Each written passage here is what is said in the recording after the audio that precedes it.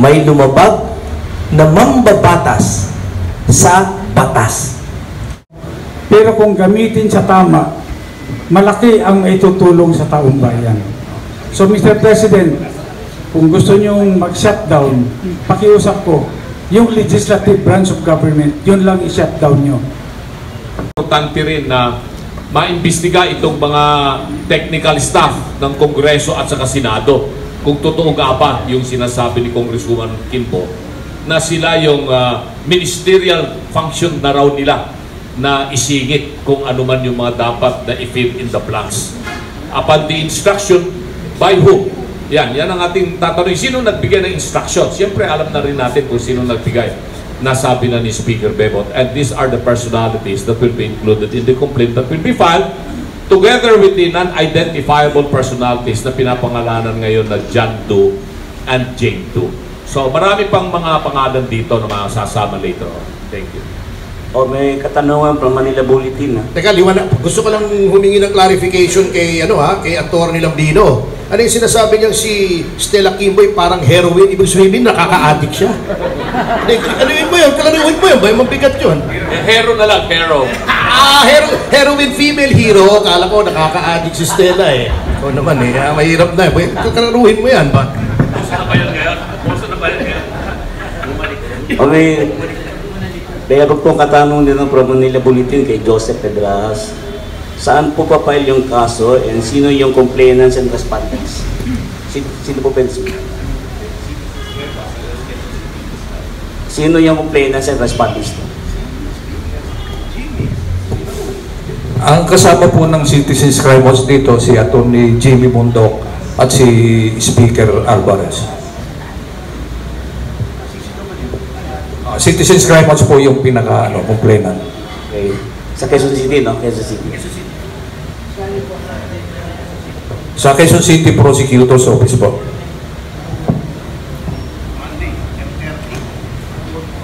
Bukas po yan, Monday po, Monday 10:30 ng umaga.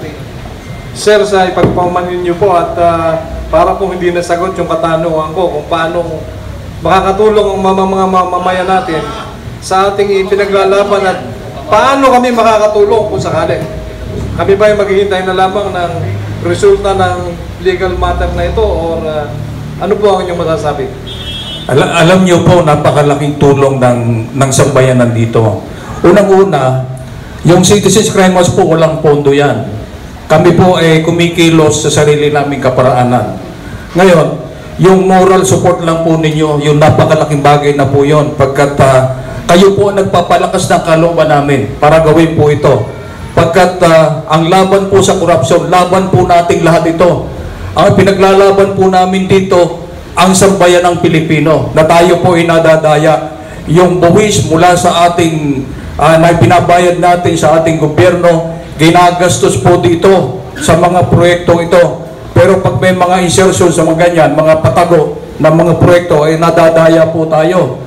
At kayo po, lalo na po itong mga kasamahan natin sa media, malaking bagay po yung binibigay ninyong suporta sa atin at kami naman ay nagpapasalamat po sa inyo. At yung mga mamamayan natin na nakikinig at nanonood, abay, pagdasal nyo lang po kami, nabigyan pa kami ng lakas ng loob para po ipagpatuloy itong aming ginagawa.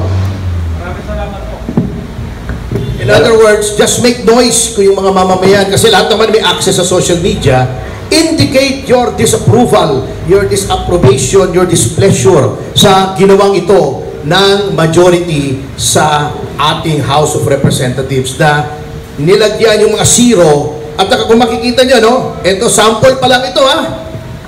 Oh, puro soft projects, yung mahirap ma-account. Alam ko ng mga congressmen yan. Katulad dito sa DA, oh. Oh. Hybrid seeds, inorganic fertilizer. Di ba yung fertilizer funds scam? Galit na galit sila, ba't nandito na naman? Soil ameliorants, agricultural drone services, ha? Mga soft project ito eh. Madaling ano to eh. Madaling ipad itong mga ganitong projects eh. Ang tawag ito soft projects as opposed to hard projects na nakikita ninyo. So ewan ko kung bakit si Speaker mahilig sa soft na projects. Dagdagan ko lang, Karen, ang request namin sa taong bayan, huwag nyo po sana ibenta ang inyong katwiran. Yun po talaga. Sana maging madiin yan sa inyong mga coverage. Huwag nyo po ibenta ang inyong katwiran. Dahilan po, sa yung falsification, crime ang ginawa nila. Krimen. Ngayon, yung mga taong nakaka-benepisyo dito, lumalambot ko minsan ng opinion dahil the crime benefits them. Huwag po kayo maging accomplice sa crime nitong ating sasampahan ng kaso. Yun lang po. Gusto kong susugan yung sinabi ni Atty. Putok kanina na walang politika dito. Kami mga abogado rito, lalong-lalo na sa aming dalawa ni Atty. Putok dahil tumatakbo nga po kaming senador under PDP laban. Si Speaker Alvarez naman ay hindi po siya kasama sa PDP laban. So, although magkakalyado kami pagdating dito sa usapan para mabago po ang ating sistema at yung umiiral na practice po, lalong-lalo na po dyan sa Kongreso at sa Senado. At dagdagan ko rin yung sinabi ni Atty. Topacio kanina na itong mga insertions na ito na lumalabas ito ay mga masahol pa ito kaysa sa yung identified nung araw na pork barrel talagang 70 million kasi identified na yung 70 million na amount at yun ay yung mga congressmen at mga senador saka lang sila gagawa ng listahan ng kanilang mga proyekto pagkatapos ma-allocate yung 17 million sa ngayon hindi matindi nakakapagtaka sabi ko nga di ba merong mga niline veto ang Pangulong Marcos, bakit hindi niya bineto itong mga bagay na ganito na ito yung kine-question natin kung nag-veto sana siya dapat ito yung kanyang mga bineto para malinis po yung budget. Hindi po naalala ko nung araw Speaker Bepot, si Pangulong Duterte, marami rin siyang mga binito noon ng mga provision ng budget ng General Appropriation Act. At natuwa po yung taong bayan dahil nagkaroon din ng mga kunting mga hindi magandang insertions, pero hindi mga blankong insertions yun pero dahil hindi nga naayon doon sa inapproval na National Expenditure Program, ay binito ni Pangulong Duterte. Pero dito, yun lang pinagtataka namin, bakit hindi binito ito ng Pangulo, itong mga questionable mga insertion, pati na rin yung pagbawas ng mga budget ng galing sa DepEd at napunta doon sa kung saan-saang agencies, lumaki po yung tinatawag na pork barrel ng mga congressmen at mga senador. At sa admission na rin po ng mga senador at mga congressmen, lalong-lalo na yung akap na 25 billion ba, 25 billion o 26 billion. Kasi 5 billion yung mapupunta sa mga senador, 21 billion yata mapupunta sa mga congressmen, at inaamin nila sa mismong mga pananalita po nila na sa kanila yon. At hindi na nila may tatanggi. Ito yung mga bagay kung bakit question sa Korte Suprema yung constitutionality nitong General Appropriation Act. At tapos nga itong move ng Citizens Crime Watch na magsampa ng criminal case. So, yun lamang po ang gusto namin ipaliwanag sa inyo. Teka, other matters, sandali. May tanong from ABS-CBN. Para kay Atty. Topacio, may we know any update on ex-Congressman Teves extradition to Philippines? Out of topic yata. Pero in general, nasa dili pa po siya. We are awaiting the outcome of our appeal from the order or decision of the Tribunal de Recursos allowing extradition kasi appealable pa po yan doon sa plenary ng Court of Appeals o Tribunal de Recursos ng Republic of Timor-Leste. Anyway, as my parting words, katulad nga ng sinabi ni Speaker, this is a long and lonely fight. Pero alam nyo, aral po ako kay, I don't know if you remember this guy, he was a great man, si Doy Laurel. He used to be the Vice President of the Republic. At nilalabanan niya noon si Cory Aquino on matters of principle. At ang favorite book niya is The Man from La Mancha. Alam naman si Don Quixote, Jousting at Windmills. At lagi niyang tinuturo yung passage doon na kinagagalitan si Don Quixote. Oo. Ang favorite song pa pala ni Raul Lambino yung Impossible Dream. Pakantahin mo na nga natin ito ng Impossible Dream. Gawin anthem nitong ating grupo. To dream the impossible dream, to fight the unbeatable foe. to run where the brave dare not go. O, di ba? To right unrightable wrong. Anyway, may passage doon, kinakagalitan si Don Quixote ng mga kaibigan niya. Sabi niya, why do you keep jousting at windmills? You know, if you joust at windmills, di ba umiikot yung windmill, it can throw you down into the mud. Sabi ni Don Quixote, yes, but sometimes it will lift you up to the stars. So, yun ang aming paniniwala rito.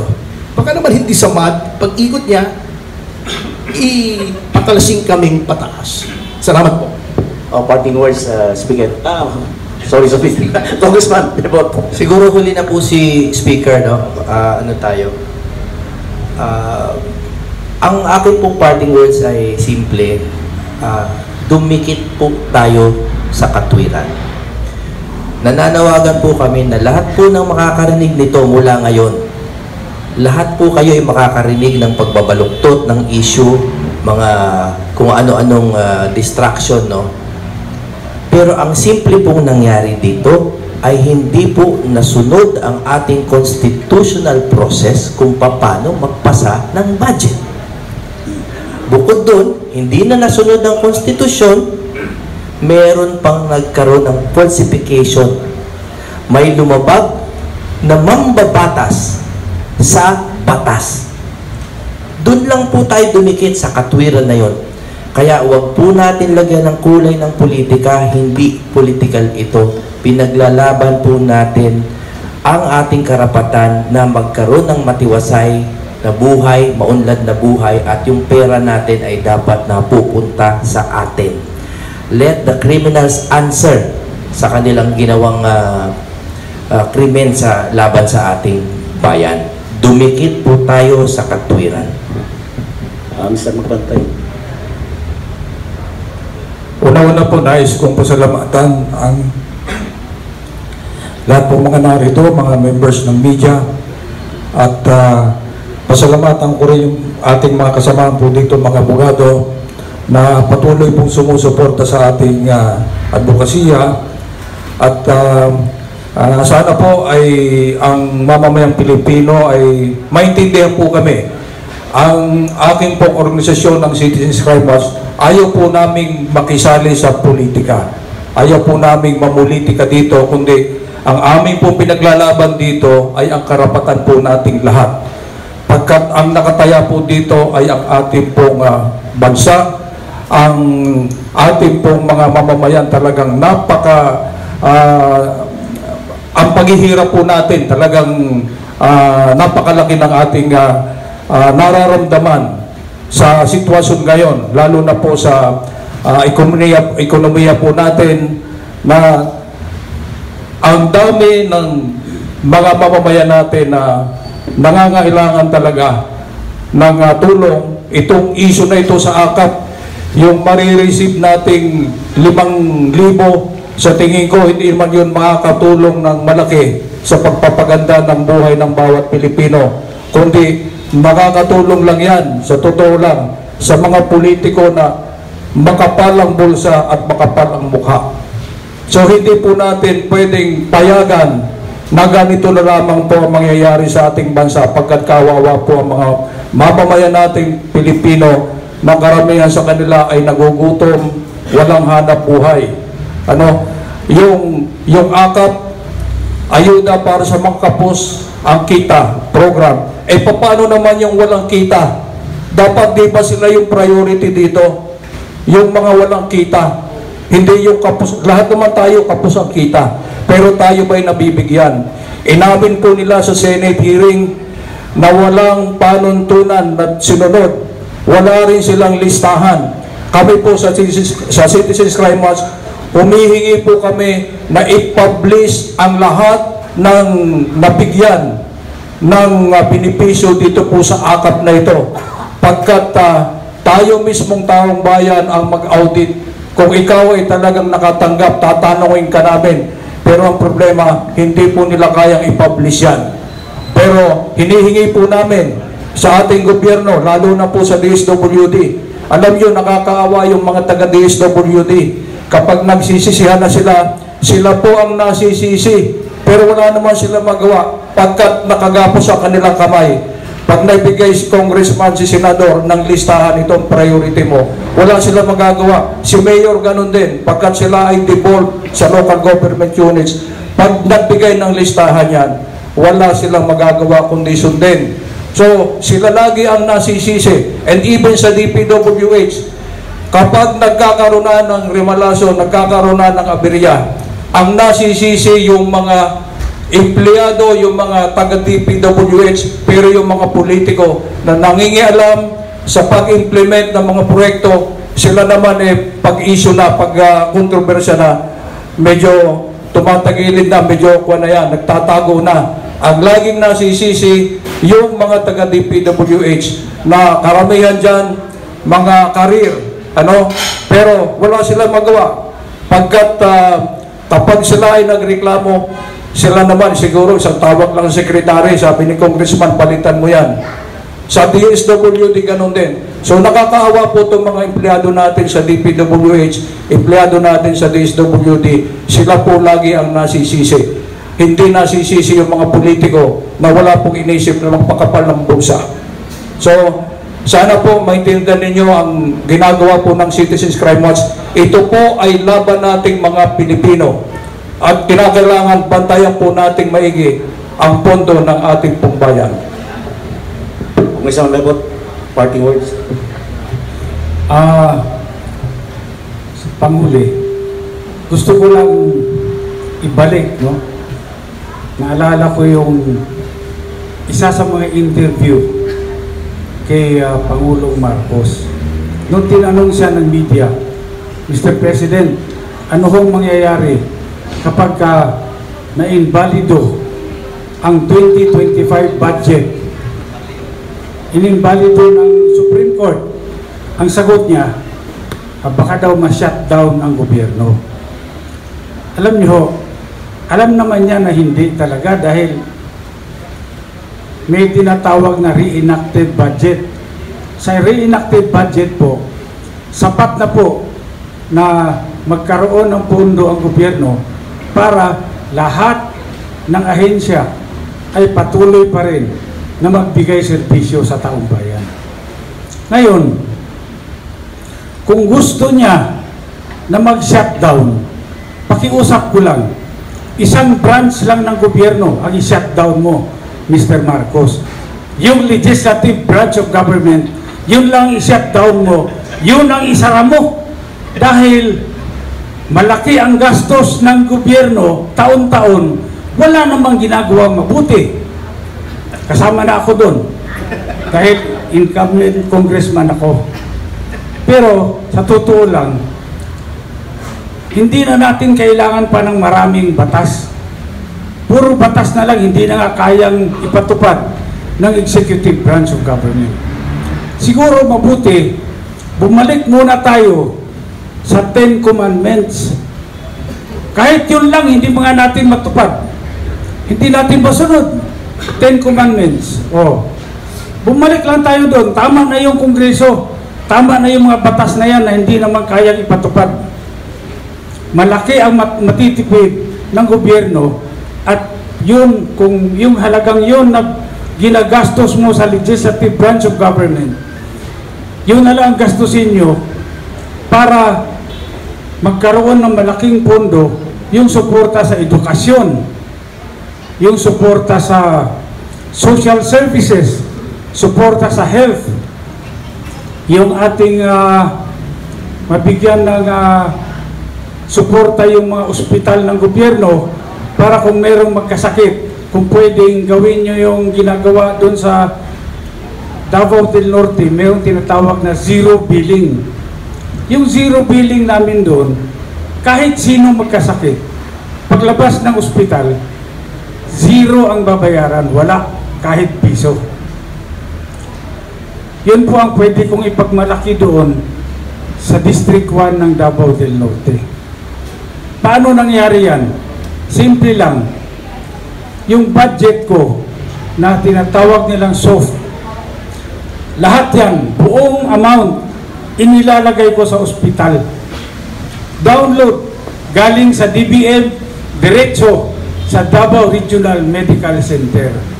At kung merong magkasakit, na tao doon sa aking distrito, kahit na sino,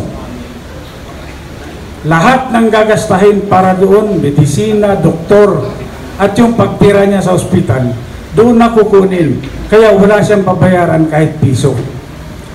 I-focus na lang natin. Maliit lang yung pera ng gobyerno, pero kung gamitin sa tama, malaki ang itutulong sa taong bayan. So Mr. President, kung gusto nyong mag-shutdown, pakiusap ko, yung legislative branch of government, yun lang i-shutdown nyo. In behalf of the group, kami po ay nagpapasalamat sa lahat po ng media dito. Maraming salamat po. Tsaka special mention din po dun sa mga vloggers po na nagpunta rin dito. Kasi katulad po ng tinanong nyo kanina kung paano makakatulong. Yan po, no, para talagang lahat ng media, forms of media covered natin. Yung mainstream, tsaka yung mga vloggers. Maraming salamat po sa inyo. At ang mga boses namin ay maririnig. Partner, mas marami pang vloggers dito kaya sa Tricom eh. Tatlo lang doon eh.